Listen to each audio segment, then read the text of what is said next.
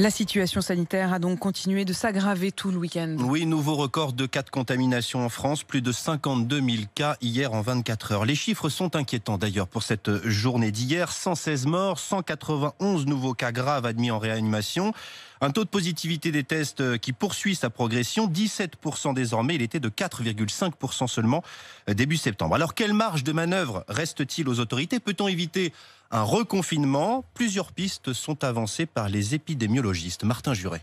Principal objectif, réduire le nombre de contacts. Le télétravail obligatoire pourrait être une option selon certains médecins, tout comme la fermeture totale des universités pour un mois.